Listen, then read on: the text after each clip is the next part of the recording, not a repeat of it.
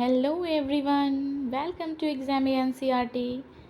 Exam NCERT में आप सब लोगों का बहुत बहुत स्वागत है। तो आज हम अपना सरदार वल्लभ भाई पटेल की बायोग्राफी को आगे बढ़ाएंगे, जो कि राजनीतिक जीवन से शुरू करते हैं हम। ठीक है, ओके।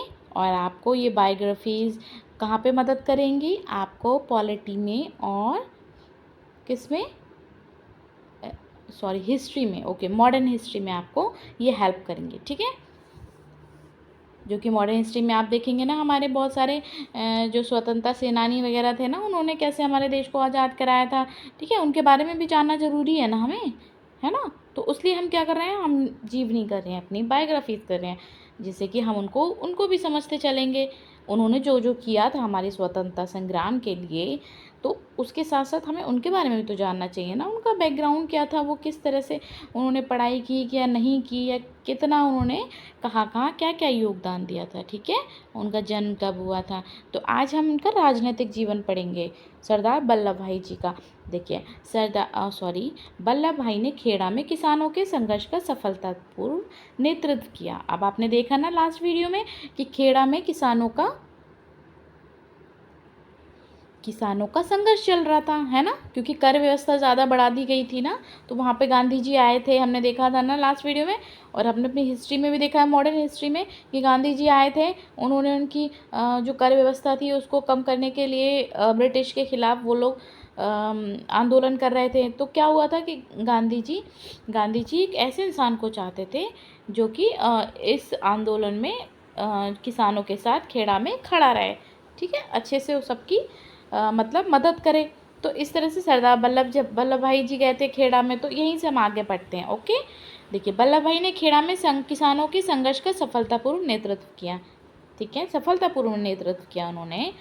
फिर क्या हुआ था, जिसके परिणाम स्वरूप ब्रिटिश सरकार ने राजस्व की वसूली पर रोक लगाई। उन्होंने राजस्व की वसूली पर रोक लगा दी और करों को वापस लिया। और 1919 में संघर्ष खत्म हुआ।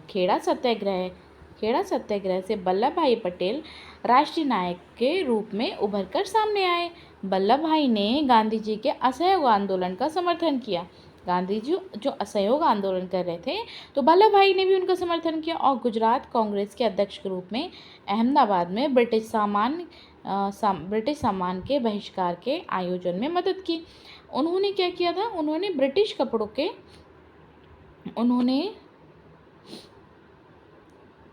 एक सेकेंड, मैं थोड़ा सा ये अंडरलाइन करने के लिए इसको आगे कर लेते हैं ना।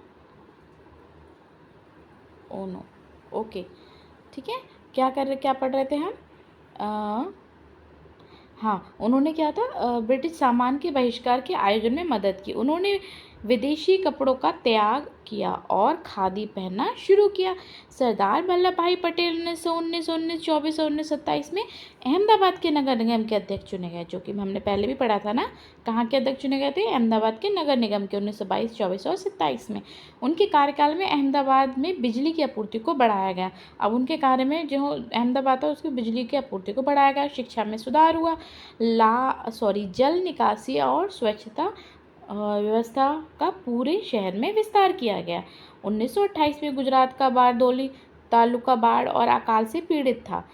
ठीक है, संकट की इस घड़ी में ब्रिटिश सरकार ने राजस्व करों की 30% बढ़ा दी गया। 30% उन्होंने बढ़ा दिया था। सरदार पटेल किसानों के समर्थन में उतरे और गवर्नर से करों को कम करने की गुहार लगाई। ठीक है, उन्होंने कम करने की उनको गुहार लगाई। गवर्नर ने इस कर गवर्नर ने इससे इनकार कर दिया और सरकार ने करों को वसूलने के दिन की भी घोषणा कर दी। सरदार पटेल ने किसानों को इकट्ठा किया, उनसे करों की एक भी पाई न चुकाने के लिए कहा। ठीक है, सरदार पटेल ने किसानों इकट्ठे करके कहा कि आप लोग कर बिल्कुल नहीं चुकाएंगे। सरकार ने इस संघर्ष को दबाने की कोशिश की, किंतु अतः उन्हें वल्लभ भाई पटेल के आगे झुकना पड़ा। बारडोली में इस संघर्ष के दौरान बाद में मिली जीत के कारण पूरे भारत में सरदार पटेल का राजनीतिक कद और ऊंचा हो गया। पटेल अब अपने सहयोगियों और अनुयायियों द्वारा सरकार के नाम से संबोधित किए जाने लगे। पटेल अब सहयोगी और अनुयायियों के द्वारा सरदार के नाम से, हम नाम लेते हैं ना सरदार वल्लभ भाई पटेल, तो सरदार के नाम से कब संबोधित किए जाने लगे? ये जो उन्होंने संघर्ष किए ना, तो वहाँ पे उनके जो सहयोगी थे, अनुयायी थे, जो उनको मानने लगे थे, वो उनको सरदार के नाम से संबोधित करने लगे थे। ठीक है, ओके। 1930 में नमक सत्याग्रह के दौरान उन्हें गिरफ्तार किया गया, जिससे पूरे गुजरात में आंदोलन और तीव्र हो गया। 1930 में जब गांधी जी का नमक सत्याग्रह चला था ना, तब क्या हो गया था, उन्हें गिरफ्तार कर लिया गया था सरदार वल्लभ भाई पटेल को। ठीक है, जिससे पूरे गुजरात में आंदोलन और तीव्र हो गया और ब्रिटिश सरकार गांधी और पटेल को रिहा करने पर मजबूर हो गई। इसके बाद उन्हें मुंबई में एक बार फिर गिरफ्तार किया गया।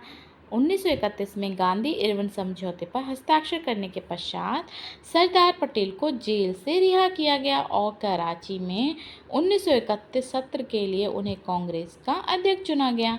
ठीक है, 1931 में पहले तो गांधी और इरविन समझौता हुआ था, हमने हिस्ट्री में पढ़ा था। तो कि समझौते पर हस्ताक्षर करने के पश्चात क्या हुआ था, सरदार पटेल को जेल से रिहा किया गया था। ठीक है, और कराची में 1931 सत्र के लिए उन्हें कांग्रेस का अध्यक्ष भी चुना गया। अब लंदन में गोलमेज सम्मेलन हुआ था, जो कि हम सबको पता है, और विफलता पर गांधी जी और सरदार पटेल को जनवरी 1932 में गिरफ्तार किया गया और येरवदा की सेंट्रल जेल में कैद किया गया।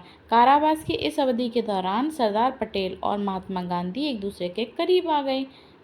ठीक है, जो कारावास की इस अवधि के दौरान सरदार पटेल और गांधी जी एक दूसरे के करीब आए और दोनों के बीच में स्नेह, भरोसे और राष्ट्रवादिता का गहरा रिश्ता बना। अंततः जुलाई 1934 में सरदार पटेल को रिहा किया गया और 1942 में कांग्रेस ने भारत छोड़ो आंदोलन आरंभ किया। सरदार ने वल्लभ भाई पटेल सहित कांग्रेस के सारे विशिष्ट नेताओं को कारावास में डाल दिया। ठीक है बच्चों, ओके। तो क्या हो गया था, सरदार ने वल्लभ भाई पटेल सहित कांग्रेस के सारे विशिष्ट जो मेन नेता थे उनको कारावास में डाल दिया। सारे नेताओं को 3 साल के बाद छोड़ दिया गया। 15 अगस्त 1947 को स्वतंत्रता प्राप्ति के पश्चात पंडित जवाहरलाल नेहरू स्वतंत्र भारत के प्रथम प्रधानमंत्री और सरदार वल्लभ भाई पटेल जी कौन बने थे, उप प्रधानमंत्री बने। इसके अतिरिक्त वह गृह मंत्रालय, सूचना एवं प्रसारण और राज्य के मंत्रालय के प्रभावी भी थे। ठीक है, ओके। तो आगे हम नेक्स्ट वीडियो में पढ़ेंगे। ठीक है, और आज की जो हमारी जो जीवनी थी सरदार वल्लभ भाई पटेल की, वो की कंप्लीट हो गई है।